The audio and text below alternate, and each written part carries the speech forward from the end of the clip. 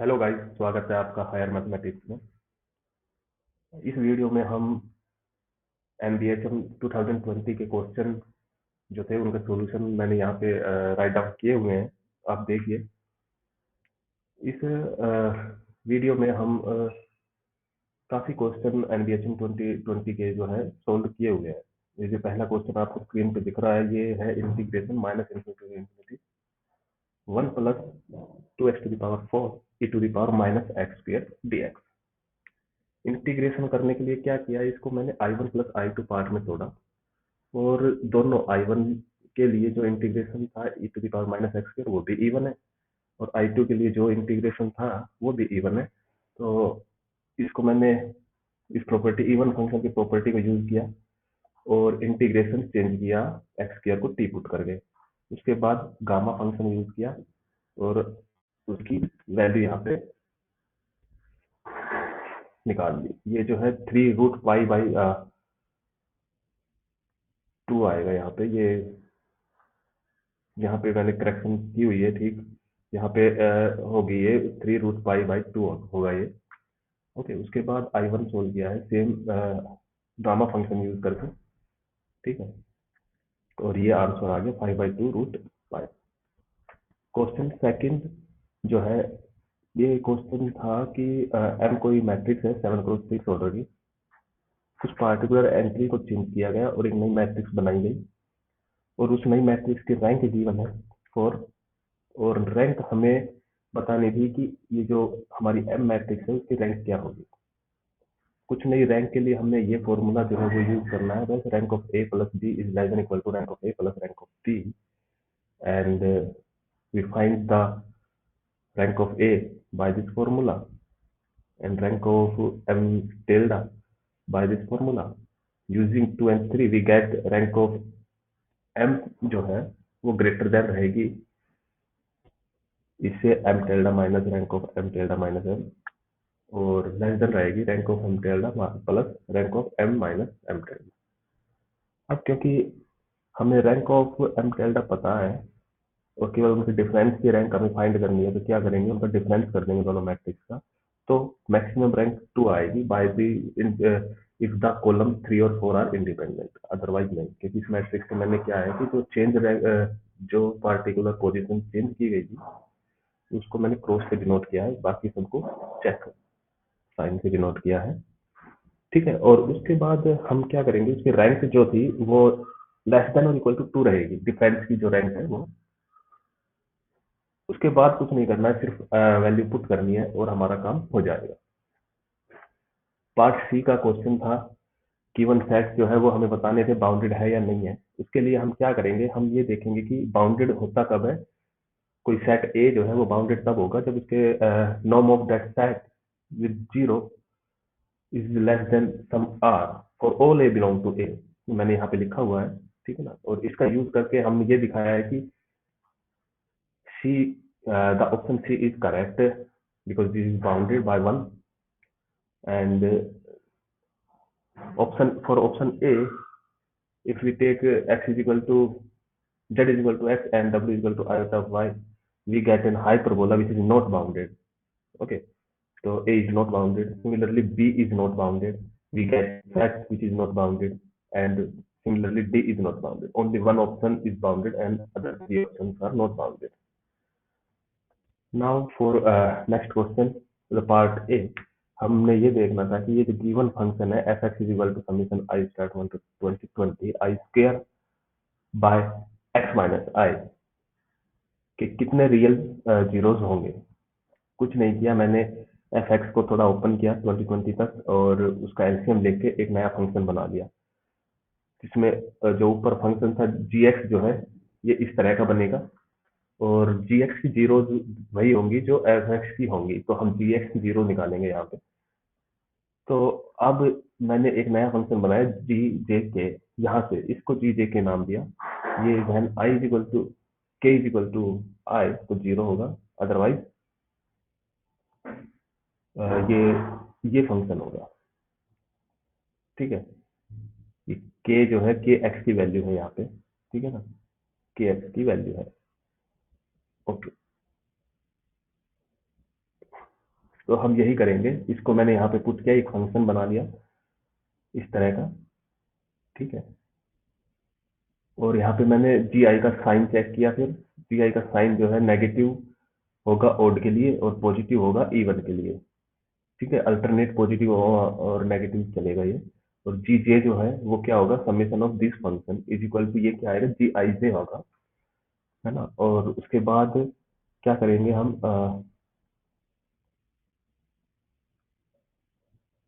अब देखिए कि ये जो है,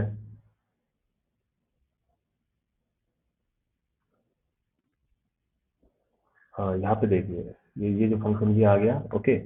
उसके बाद अगर हम ऊपर चलेंगे, हम इसको,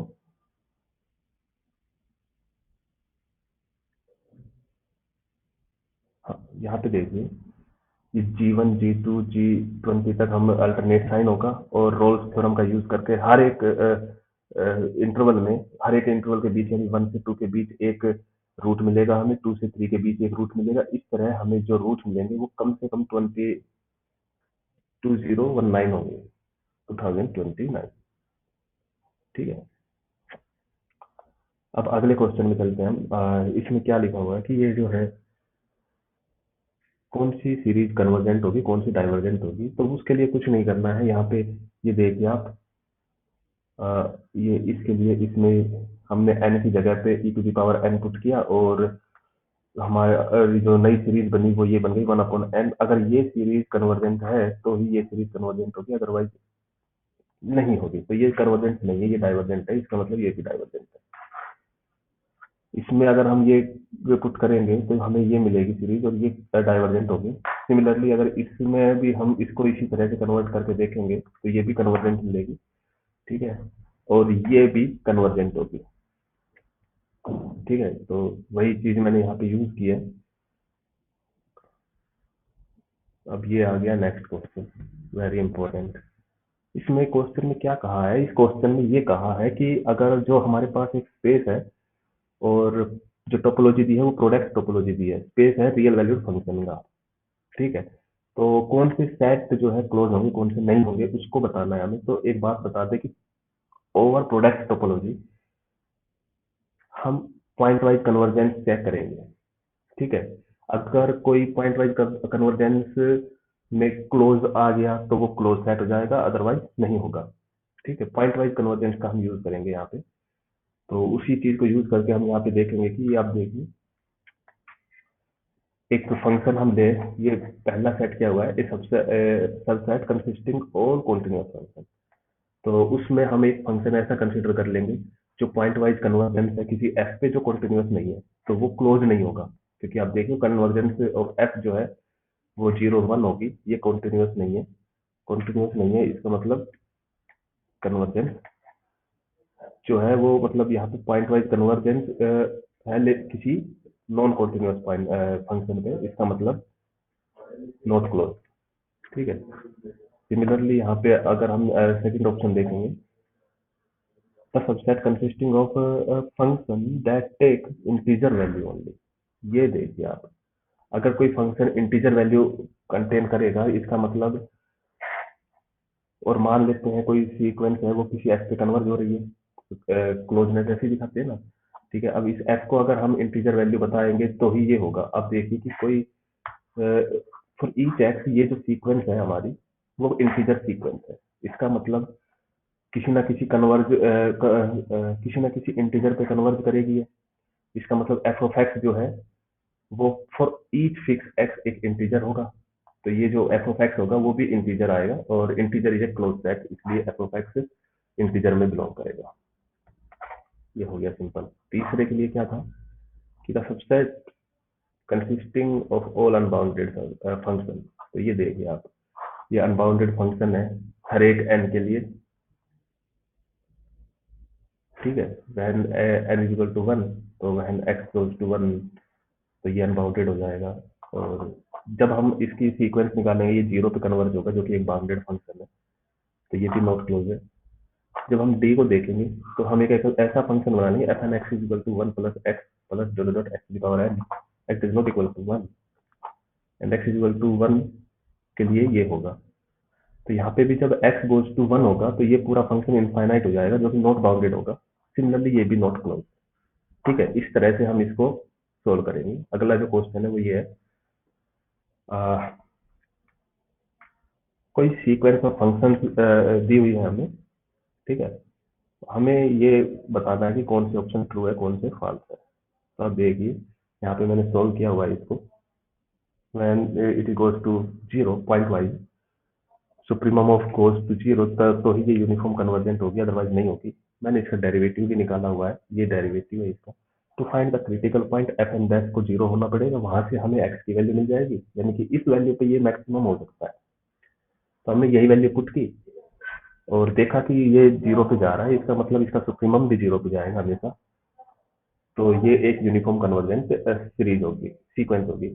तो A is true, D is true क्योंकि ए इज ट्रू, एज क्योंकि आर के लिए हमने इसको प्रूव किया हुआ है, तो किसी एक क्लोज इंटरवल के लिए भी ये ट्रू होगी आर के। ठीक है, सी पॉइंट के लिए अगर हम देखें तो उसके डेरिवेटिव जो है वो पॉइंट वाइज कन्वर्ज हो रहा है जीरो पे, बट उसका सुप्रीमम जीरो पे नहीं जा रहा है। हम वही लेंगे x is equal to 1/n, और ये चेक करेंगे यहाँ पे वो 1 पे जा रहा है, ना कि जीरो पे। ठीक है, बट जब हम एक क्लोज इंटरवल लेंगे जो 1 से बड़ा होगा और b से, तो उसमें जो है ये 1/n की सीक्वेंस नहीं रहेगी और वो कन्वर्ज कर जाएगा यूनिफॉर्मली जीरो पे। इसका मतलब D is true but C is not true. अब जाते हैं पार्ट सी के नेक्स्ट क्वेश्चन पे। ये जो क्वेश्चन है उसमें एक मैट्रिक्स दी हुई है आर, और ए जो है इक्विवेलेंट मैट्रिक्स है आर के, दोनों का ऑर्डर सेम है। ठीक है, और पहला ऑप्शन ये है कि first two row of A are linearly independent. तो इक्विवेलेंट का मतलब ये होता है कि वो सेम रो स्पेस जनरेट करते हैं, और सेम रो स्पेस जनरेट करते हैं, इसका मतलब ये होगा कि अगर ये जीरो मैं ऊपर, ये वाली रो वाली जीरो वाली रो जो है मैं सबसे ऊपर लिख दूं, तो रो के स्पेस में कोई फर्क नहीं पड़ेगा, ये स्पेस भी वही स्पेस जनरेट करेगा, ये रो स्पेस भी, ये वाला रो स्पेस भी वही स्पेस जनरेट करेगा तो ये वाला कर रहा है।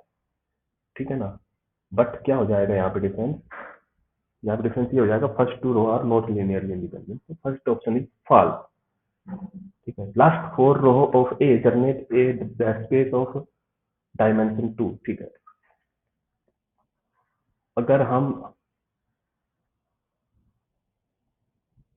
ये कर रहे हैं कि last two four row of A, then there exist at least two row, कम से कम टू रो ऐसी होंगी जो लीनियरली इंडिपेंडेंट होंगी, तो कम से कम जो डायमेंशन होगा वो हो सकता है 2 डायमेंशन। और ऐसा नहीं है कि एक ऐसी ए भी मिल सकती है जो 3 डायमेंशन जनरेट करे। आप ये देख लीजिए, ये ए जो हमारी मैंने बना रखी है ये 3 डायमेंशन सब स्पेस भी जनरेट करेगी। तो यहाँ पे ये ऑप्शन जो है वो ट्रू तब होगा जब हम ये गारंटी दें कि there exist a matrix A जो स्पेस डायमेंशन 2 का जनरेट करेगी एटलीस्ट। ठीक है, ऑप्शन 3 के लिए first two column of A are linearly independent, row equivalent matrix जो है वो इंडिपेंडेंट कॉलम को इंडिपेंडेंट कॉलम पे भेजती है। इसका मतलब ये जो है, ये जो मैट्रिक्स के जो फर्स्ट टू कॉलम है आर के, ये लीनियरली इंडिपेंडेंट है, इसका मतलब C option is true. And last four column of A generate space of dimension 3। ये देखिए आप, लास्ट फोर कॉलम 1 2 3 4, और ये तीन जो है इसमें लीनियरली इंडिपेंडेंट है या नहीं है वो चेक करना है हमें। हाँ बिल्कुल, यहाँ पे थ्री, ओनली थ्री कॉलम जो है वो लीनियरली इंडिपेंडेंट है, तो 3 डायमेंशन ट्रू होगा, तो ये ट्रू हो जाएगा। ठीक है, ओके। नेक्स्ट जो है वो क्या है, नेक्स्ट क्वेश्चन कि जी कोई साइमेट्रिक ग्रुप है S5, और परमुटेशन है 5 सिंबल परमुटेशन है। ठीक है, एफ जो है वो सब ग्रुप है, मतलब सेट ऑफ सब ग्रुप्स है जी का, जो आइसोमॉर्फिक है non cyclic group of order 4, यानी कि Z2 का आइसोमॉर्फिक है, उनका एक सेट है एफ। तो हमें एफ के अंदर कंजुगेट इक्विवेलेंस क्लास बतानी है कितनी होंगी, तो 2 इक्विवेलेंस क्लास होंगी, क्योंकि Z2 के लिए हमें जो 2 ऑर्डर के एलिमेंट्स चाहिए वो 2 प्रकार के होंगे, उनकी साइक्लिक डिकम्पोजिशन जो है वो 2 टाइप की होंगी। पहले टाइप की मैंने यहाँ लिखी हुई है, पहले टाइप की जो है ये लिखी हुई है, दूसरे टाइप की ये रही, और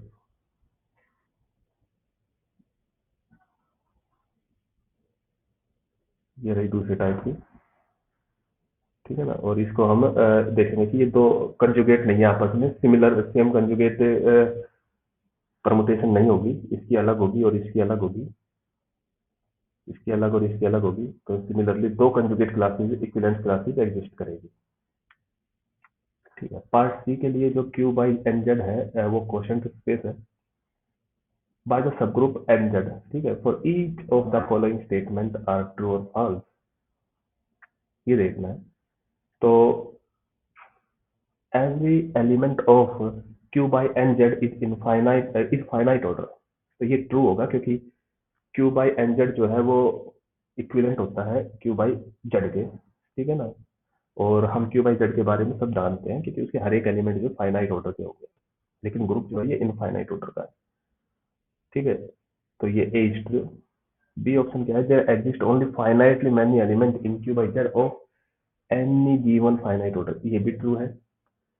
ठीक है ना, क्योंकि हम जानते हैं क्यू बाई जेड में जो डी ऑर्डर के एलिमेंट है वो केवल 5 डी एग्जिस्ट करेंगे। Every proper subgroup of Q by N Z is finite, ये फॉल्स है क्योंकि there exist infinite order subgroup also. Okay, D जो ऑप्शन है, डी ऑप्शन है क्यू बाई टू जेड जो है वो आइसोमॉर्फिक है क्यू बाई फाइव जेड के, ये ट्रू है क्योंकि एन जेड जो है वो क्यू बाई जेड के आइसोमॉर्फिक होगा, ये भी क्यू बाई जेड के आइसोमॉर्फिक, ये वाला फाइव जेड वाला भी क्यू बाई जेड के आइसोमॉर्फिक, तो ये दोनों आपस में आइसोमॉर्फिक हो जाएंगे। नेक्स्ट क्वेश्चन है हमारा, तो एक पोलिनोमियल दी हुई है क्यू की एक्स टू दी पावर 4 - 2, और एक के डैश बनाया है दूसरी पोलिनोमियल से एक्स टू दी पावर 4 + 2, तो डिग्री निकालनी है के डैश की। हमने क्या किया कि इसको डिकम्पोजिशन, इसको तोड़ा। आप देखिए इसकी डिग्री जो है 2 मिलेगी हमें, यहाँ से जो मिलेगा वो एक्स टू दी पावर 1/4, यहाँ से ओवर क्यू हमें देखना है ना इसको, तो ओवर क्यू देखेंगे, या मैंने करते वक्त थोड़ा क्यू के बारे में ध्यान नहीं दिया। ओके, ओवर क्यू हम इसको चेक करेंगे, तो इसकी जो डायमेंशन होगा वो होगा 2 डायमेंशन होगा। ठीक है, और सिमिलरली अगर इसको डिकम्पोज करेंगे, इसको रिड्यूस करेंगे इस वाले पोलिनोमियल को, इस वाले पोलिनोमियल को, तो ये हमें हमारे पास जो एक्स की वैल्यू आएगी वो ये आएगी। उसके बाद हम देखेंगे कि क्यू जो है वो उसी के आइसोमॉर्फिक है, ये के डैश जो है वो के इक्वल होगा, क्योंकि आप रूट आई को भी के डैश में के में बिलोंग करा सकते हैं, और आई को जो है वो के डैश में बिलोंग करा सकते हैं, क्योंकि आप देखिए ना,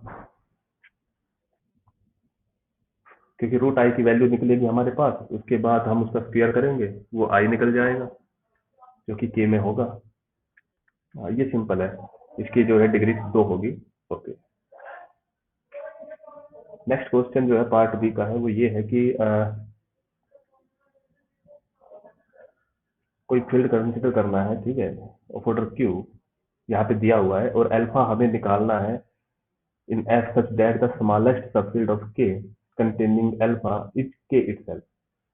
इसका मतलब ये है कि जो हमारे पास अल्फा होगा वो सिर्फ इसी फील्ड में होना चाहिए। आप ये देखिए, थोड़ा समझने की बात ये है कि इसको इस फील्ड में ही होना चाहिए, बाकी इसके किसी सब फील्ड में वो ना हो, क्योंकि ये भी आपस में फील्ड है ना, वो स्मॉलेस्ट सब फील्ड केवल ये खुद ही हो।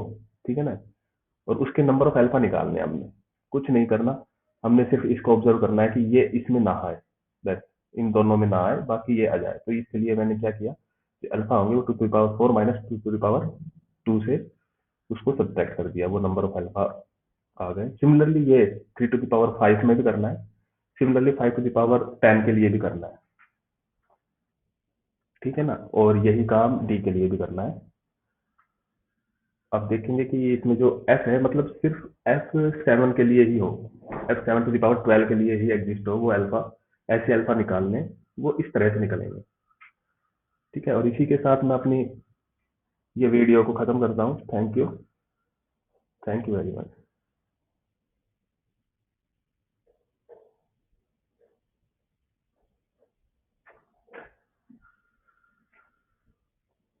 Thank you well.